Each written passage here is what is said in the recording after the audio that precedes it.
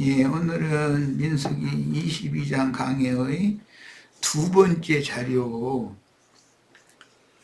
간략하게 민수기 22장 31절에서 41절까지를 성경을 읽고 전체를 오늘 간략하게 앞으로는 민수기 25장까지는 그냥 간략하게 해도 되겠다 싶어서 빨리빨리 하려고 그래요. 자, 내가 가진 제 22장 31절부터 자, 개정성경으로 읽겠습니다. 그때 여호와께서 발람의 눈을 밝히심에 여호와의 사자가 손에 칼을 빼들고 길에 선 것을 그가 보고 머리를 숙이고 엎드리니 여호와의 사자가 그에게 이르되 너는 어찌하여 네 나귀를 이같이 3번 때렸느냐? 보라, 내 앞에서 네 길이 사악함으로 내가 너를 막으려고 나왔더니 나귀가 나를 보고 이같이 3번을 돌이켜 내 앞에서 피하였느니라. 나귀가 만일 돌이켜 나를 피하지 아니하였더라면 내가 벌써 너를 죽이고 나귀는 살렸으리라. 발람이 여호와의 사자에게 말하되 내가 범죄하였나이다. 당신이 나를 막으려고 길에 서신 줄을 내가 알지 못하였나이다. 당신이 이를 기뻐하지 아니하시면 나는 돌아가겠나이다. 여호와의 사자가 발람에게 이르되 그 사람들과 함께 가라. 내가 네게 이르는 말만 할지니라. 발람이 발락의 고관들과 함께 가니라. 발락은 발람이 온다 함을 듣고 모압 변경의 끝 아르논 가에 있는 성읍까지 가서 그를 영접하고 발락은 발람에게 이르되 내가 특별히 사람을 보내어 그대를 부르지 아니하였느냐? 그대가 어찌 내게 오지 아니하였느냐? 내가 어찌 그대를 높여 존귀하게 하지 못하겠느냐? 발람이 발락에게 이르되 내가 오기는 하였으나 무엇을 말할 능력이 있으리까? 하나님이 내 입에 주시는 말씀 그것을 말할 뿐이니이다. 발람이 발락과 동행하여 기럇 후솥에 이르러서는 발락이 소와 양을 잡아 발람과 그와 함께한 고관들을 대접하였더라 그랬어요. 그냥 성경을 그냥 읽어서는 도대체 이게 무슨 소리인지 뭐 감을 잡기도 어려운 지체들도 많을 거예요. 자, 그러니까 집회를 통해서 말씀을 같이 나눠보는 것이 이렇게 중요하죠. 자, 이제 자료로 들어가겠습니다. 그때 여호와께서 발람의 눈을 밝히심에, 그러면 지금까지는 발람이 눈을 감은 자였었다라는 뜻이죠. 하나님께서 사람의 마음 눈을, 육신의 눈이 지금 감긴 상태를 말하는 게 아니니까, 여호와의 사자께서 발람의 길이 사악하기 때문에 그걸 막고 서 있는 것을 발람은 안 보였다 이 말이잖아요. 그건 지난 시간에 내가 얘기한 것처럼 발람은 이미 발락이 존귀하게 해주고 많은 빗물을 주겠다고 이렇게 하니까 거기에 마음이 뺏겨버리니까 눈이 먼 거죠.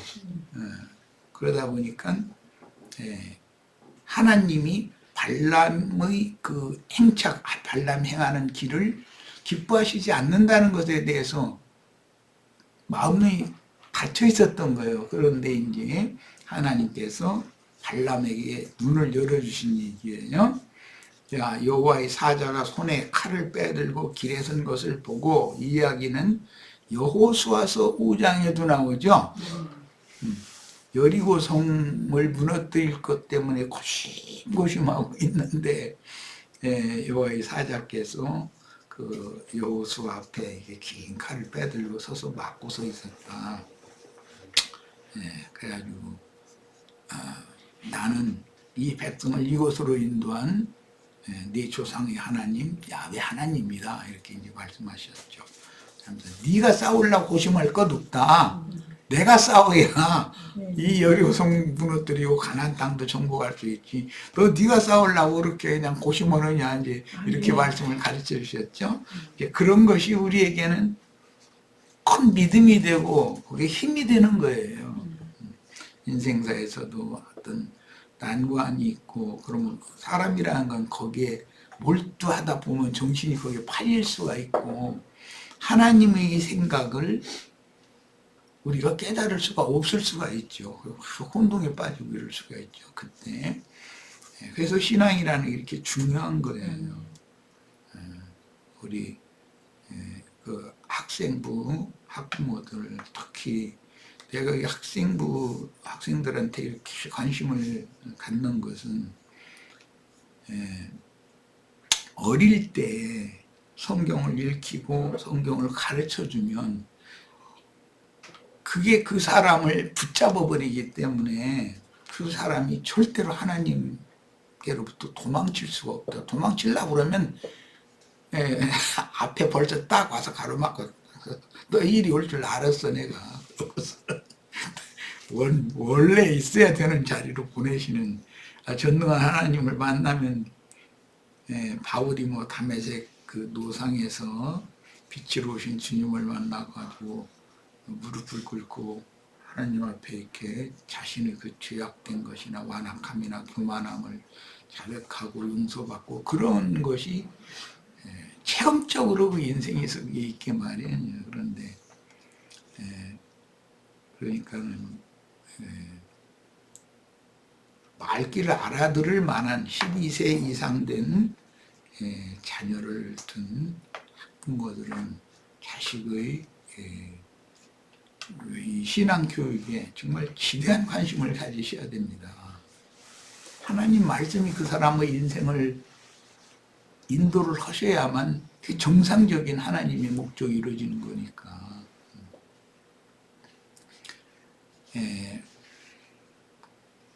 머리를 숙이고 엎드리니 이런 것은 하나님을 만나는 체험이죠. 이게 여호와의 사자가 그에게 이르되 너는 어찌하여 네 나귀를 이같이 3번 때렸느냐. 이것은 이제 목회자가 발람은 이제 미디안 바알볼 신을 섬기는 사람들 중의 선지자이니까 오늘날 말하자면 세속교계의 목회자를 말하는 건데 목회자가 타고 가던 그 나귀라고 하는 것은 목회자의 그 신방길에 동행하는 뭐 부목사니 뭐 장로니 권사니 하는 그런 분들을 말하는 거죠.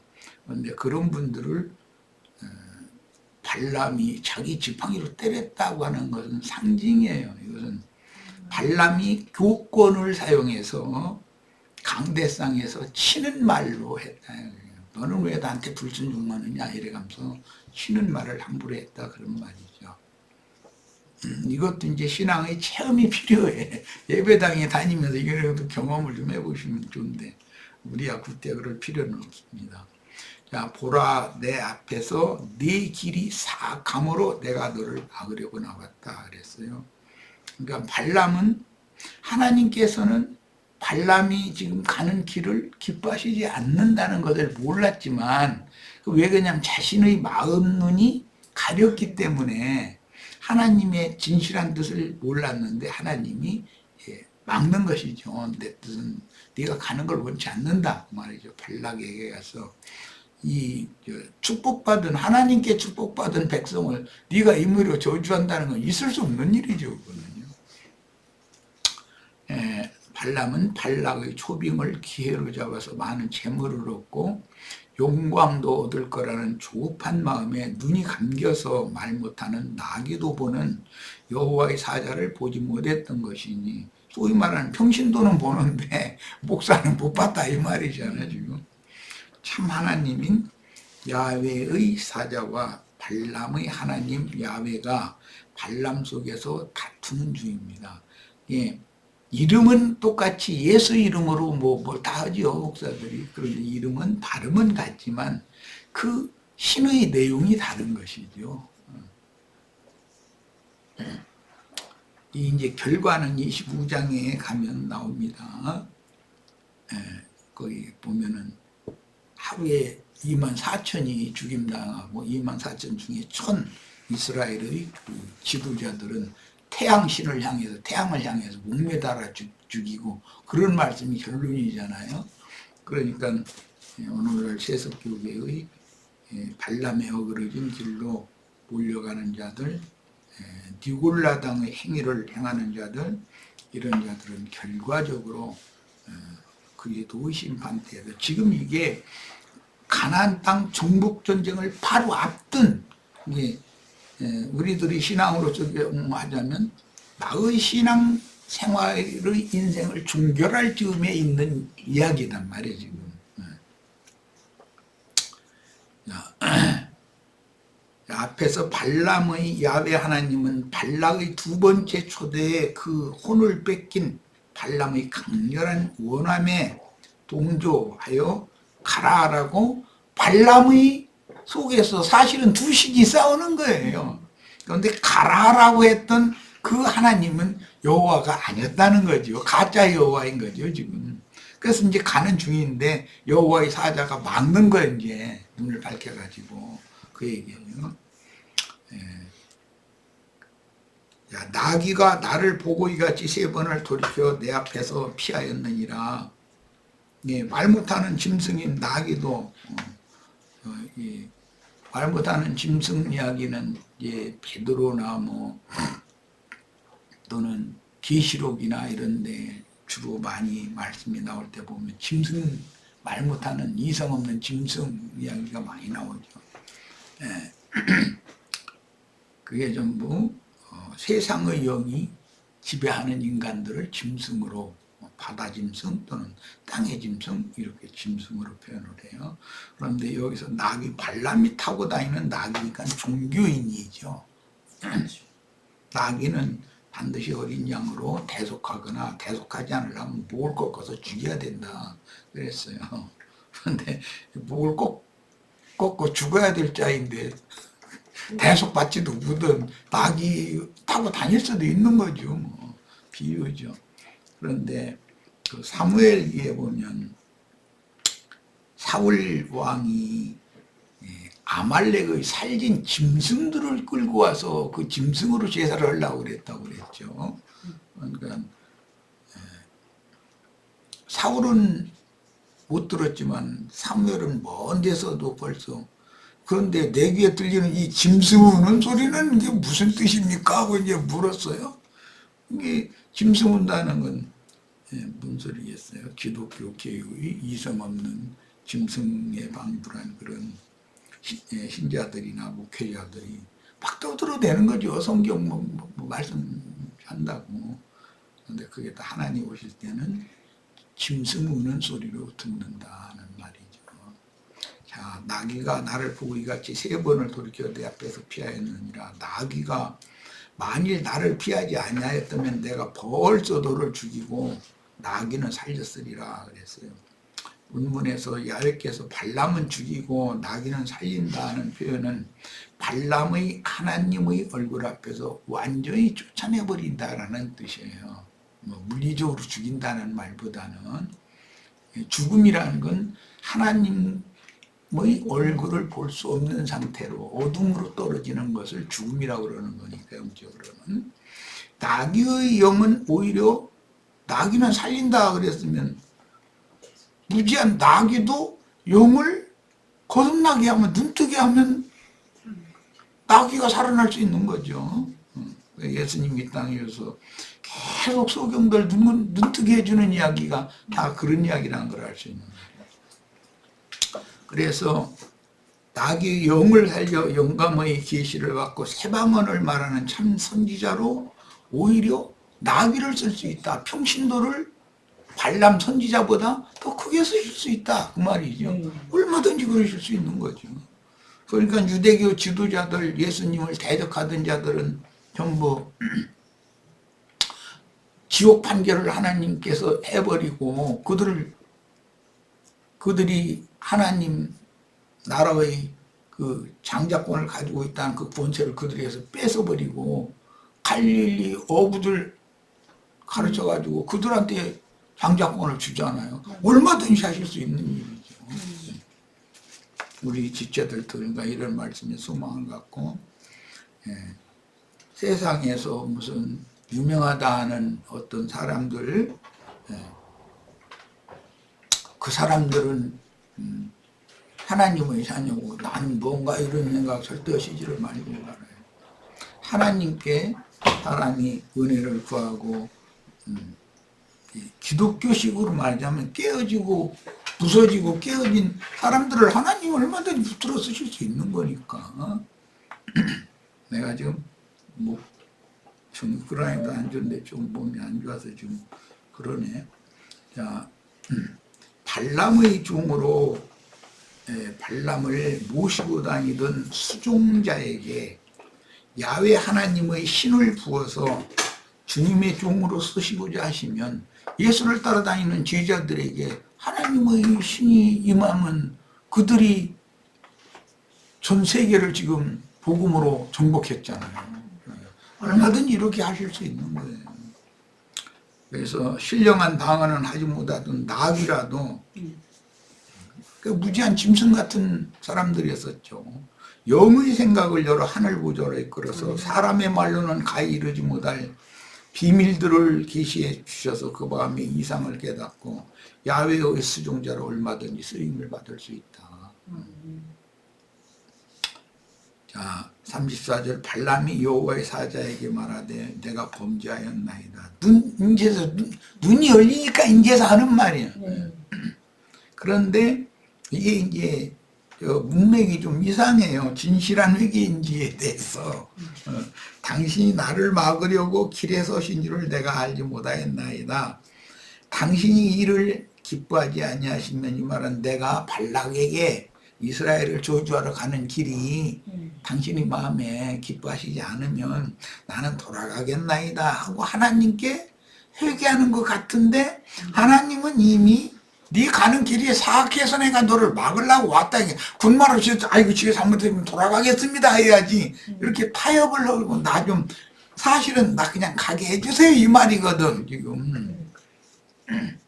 발람은 그 중심에 없는 빈말로 얼마든지 회개한다고 하지만 진실함이 없는 진솔함이 없는 입에 붙은 소리 할 수 있죠.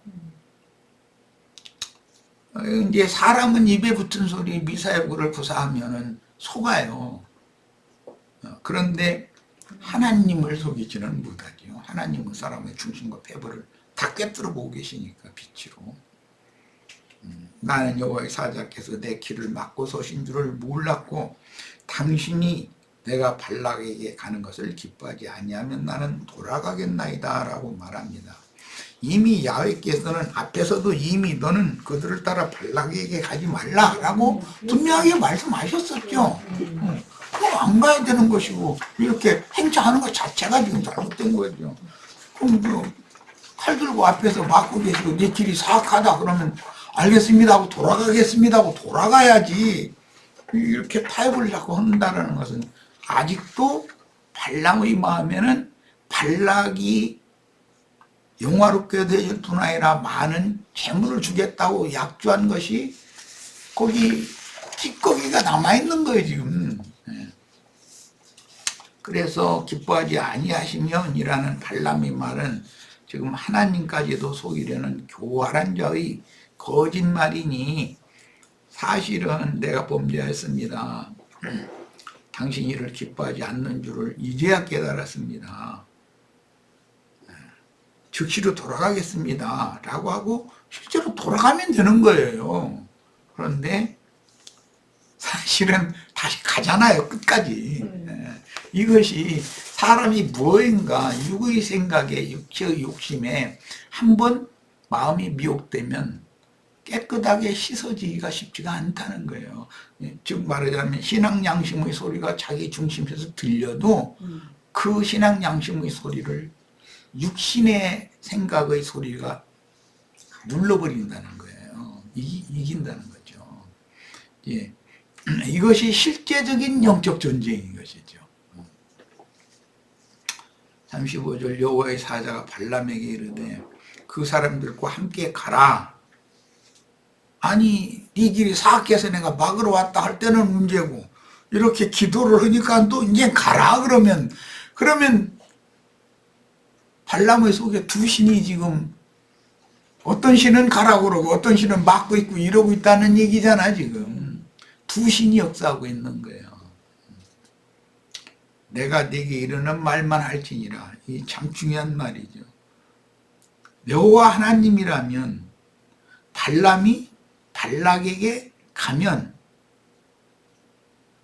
하나님이 하라는 말씀만 하고 그냥 돌아오지 않을 거라는 걸 하나님이 다 알고 있는 거죠. 그냥 못을 딱 박아놓는 거죠. 내가 네게 이르는 말만 해라. 딴소리는 하지 말아라 이거예요.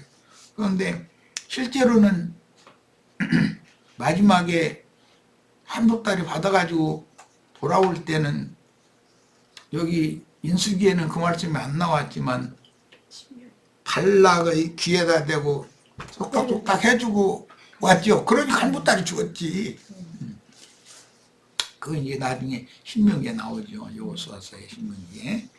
자, 이달락에는 여호와께서 종교적인 구원이와 불의의 삭세에 미혹되어 소경이 된 발람의 마음눈을 열어서 이번에 일어난 문제에 관한 사태를 바르게 볼 수 있도록 하셨으며 하나님은 발람이 발락에게 가지 못하게 하시는 일관된 뜻을 갖고 계심을 다시 한번 확인시켜 주셨습니다. 그리고 발람을 책망하시되 나귀를 3번 때린 이유를 물으시므로 미디안족의 종교적인 구원의 의식이 몸에 젖은 거짓 선지자인 영적 소경 발람이 영적 분별력에 있어서는 무지한 짐승인 나귀만도 못하던 것도 알려주셨어요. 나귀는 봤는데 너는 그걸 왜 못 보냐 이러시잖아요. 나귀는 이미 하나님께서 이번 신방길을 막으신다는 것을 보고 알았기 때문에 발람을 거역하였던 것인데 목사님 모시고 다니는 권사님, 장로님, 집사님은 감이 왔어. 가면 안 되는데 하고 이미. 그런데 발람은 가야 된다는 거야. 그런데 발람의 그 가는 길에 수종드는 자들, 수종자라고 이제 그러는데, 이제 집사들이라고 그러죠. 그 사람들은 보는데, 선지자라고 하는 발람은 못 봤다는 거예요. 이게 참, 얼마든 이런 일이 있을 수 있다. 혹시라도, 우리 교회 생활하다가, 우리 지체들이 뻔히 다 보이는데, 나는 안 보여가지고 엉뚱한 소리 하고 앉았으면은 꼭 깨우쳐 주셔야 돼. 같이 망할 필요는 없으니까. 나도 얼마든지 발람처럼 사람이 변질되는 건 한 순식간이니까 그건 모르는 거예요. 항상 은혜 안에 머물러 있는다는 보장이 어디가 있어. 당연히 발람 선지자를 맹신하고 맹종하던 나귀는 발람에게 맞은 후로는 정신 차리고 인간을 신처럼 받들며 맹종하던 자신의 신앙을 돌아보게 마련이지요. 그리고 발람은 자신의 수하로 부리던 장로, 권사, 집사가 반기를 들고 떠나면 그때 드디어 맑은 정신이 돌아온다는 거예요. 그게 그때서 보인다는 거예요.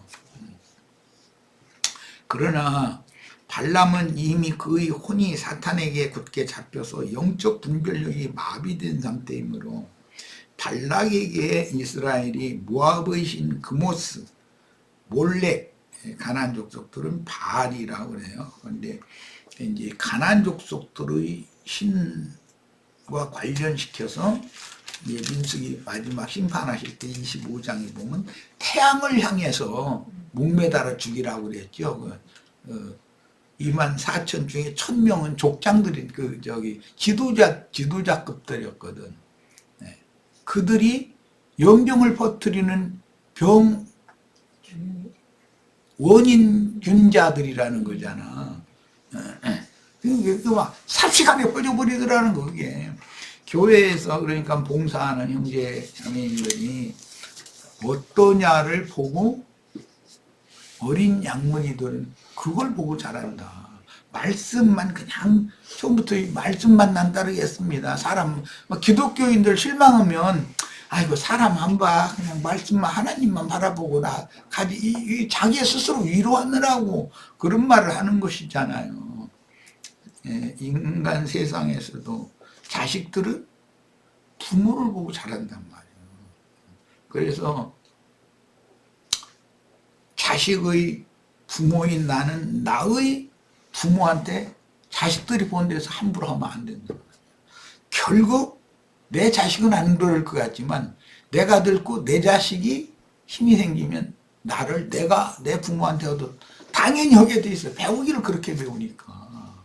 이런 얘기는 세상에서도 다 이해가 되는 이야기예요.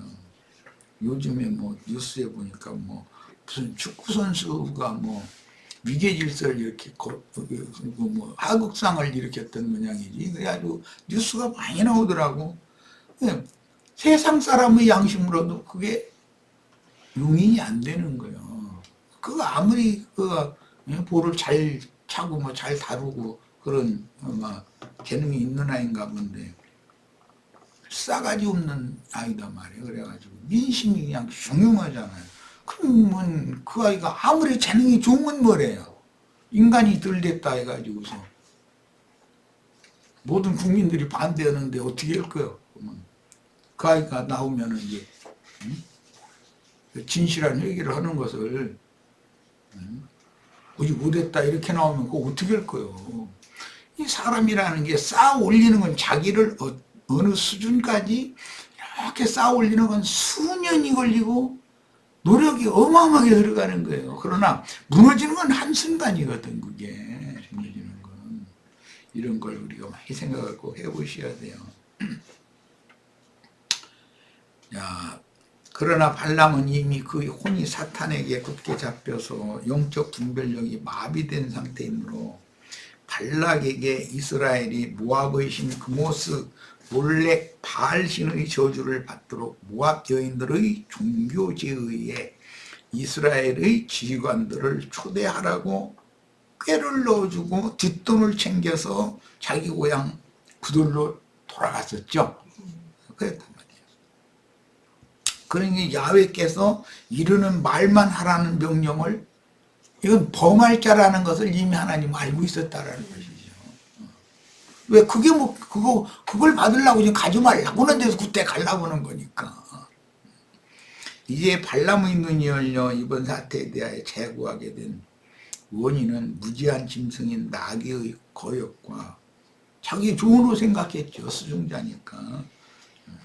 그런데 그 입의 말 때문이었는데 나귀의 거역과 책망의 말은 진실지 못한 자신을 돌아볼 수 있는 계기가 되었는데 이렇게 좋은 기회를 하나님 허용을 해 주셨어도 용납을 않고 그걸 통해서 자기 구원의 기회로 삼으면 얼마나 좋았겠어요. 이번에 내가 뭐 어떤 축구 선수 이야기도 했는데 그 아이가 앞으로 어떻게 나오느냐에 따라서 자기 재능을 펼쳐서 성공할 수도 있고 이걸로 그냥 무너져 버릴 수도 있고 결정나는 것이거든. 이런 좋은 기회로 삼아야 되겠는데 우리들도 어떤 인생사에서 사람의 처신이라는 게 우리 지금 은상이나 혜선이는 군청에서도 중견 간부 직원인데 꼭 최근에 들어온 초급 여기 호봉이 인제다 1호봉 뭐 이렇게 되는 초급자들이 10호봉도 넘은 사람들한테 10년 넘은 선배한테 말을 함부로 그냥 입에서 나온 대로 막 직직 갈겨버리고 그러면은 그거 가만 안 놔두죠. 그럼 그 공직사에서는 그건 더 엄격하지. 그런 거 용납이 안 되니까. 세상사도 마찬가지라는 거예요. 세상사도. 교회 생활도 당연히 마찬가지인 것이고. 자, 32절, 33절 봅니다. 여호와의 사자가 그에게 이르되 너는 어찌하여 네 나귀를 이같이 3번 때렸느냐. 3번이라는 것은 3번 기도했다 등등 3번이라는 것은 둘이나 셋의 증인을 세워라 그럴 때 셋이라는 건 최후 결정이니까 발람으로서는 자기 분이 풀릴 때까지 때렸다라는 뜻일 것이고 나귀의 입장에서는 빛이 올 때까지 얻어맞았다는 뜻일 것이고 그런 뜻이단 말이에요. 모든 것을 최후 확정은 세 번이라고 표현하는 성경에서는 여기 셈족의 용어는 3세판 한다. 뭐 이제 시합을 하든지 뭐 가위바위보를 해도 3세번을 해야 된다. 꼭꼭 그러죠.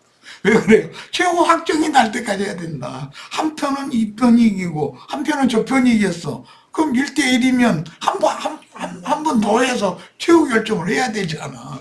이게 셈족의 언어 관습인 게 우리는 이런 성경이 나오면 이게 뭔 말인지를 적어도 3-4번은 해봐야지 이 말을 우리는 늘 사용하기 때문에 아 셈족 언어라는 건 이런 거구나라는 걸 우리는 이제 충분히 알 수 있죠. 우리는 신앙생활에 굉장히 유리한 입장에 있는 거예요. 보라 내 길이 내 앞에 패역함으로 내가 너를 막으려고 나왔더니 나귀가 나를 보고 이같이 3번을 돌이켜 내 앞에서 피하였느니라. 이 하나님은 발람의 길이 패역하다고 명확하게 말씀하시잖아요. 그런데 발람을 수종 들고 발람과 함께 가던 나귀는 여호와의 사자가 싫어한다는 것을 봤다는 거예요. 얼마든 이럴 수가 있죠. 목사님 뭐 어디 신방 간다고 하는데 권사님 같이 가자고 전화해서 안 갈 수는 없고 하는데 이런 신방은 앉는 게 좋은데 하고 권사님은 속이로는 하지만 겉으로 목사님이 같이 동행 좀 해달라고 그러는데 안 할 수는 없잖아. 전에 늘 하던 습관인데. 그러나 그 권사님이나 집사님은 이건 아닌데 하고 알 수가 있는 거예요. 그래도 그 본인은 그 목사는 모를 수 있는 거예요. 억지 부릴 수 있는 거예요. 혹시라도 이제 다른 목사는 그 사람들이 그러거나 망하거나 말거나 놔두고 우리 중에서 내가 혹시 이렇게 눈먼짓하고 저는 밝게 보는 자라고 엉뚱한 소리가 가면서 고집 부리고 그럴 때는 깨닫게 해줘야 된다. 하나님은 이처럼 그 뜻이 여전하시고 일관되게 행하신다는 걸 다시 한번 인지하도록 발람의 마음눈을 열어주시고 다시 한번 분명히 말씀해 주셨는데 발람에게 짐승 우는 소리인 귀신의 방언 곧 세상 말은 잘해도 하나님 사람의 영적인 말은 하지 못하던 나귀만 또 못하다 하더는 네가 타고 다니는 나귀만 또 못해. 하나님이 이걸 지적을 딱 해주시잖아요. 그러면 영감을 가진 영적인 사람이면 즉시 알아들어야 되는 것이거든.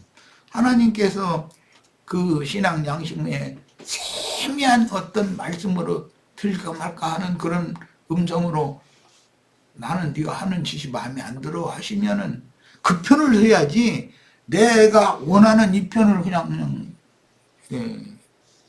내 고집을 부려서 가면 반드시 다 된 것 같은데 99% 되고 1% 때문에 무너지게 만드는 게 하나님의 징벌이다. 얼마든지 그럴 수 있는 거다. 이것은 우리들의 인생 경영에도 이런 말씀이 구원의 말씀이 꼭 되었으면 좋겠어요. 자, 일단 첫 시간이 됐으니까 여기까지서 마치고 다음 시간 또 자료가 많이 남아요. 쉬었다가 이어가겠습니다.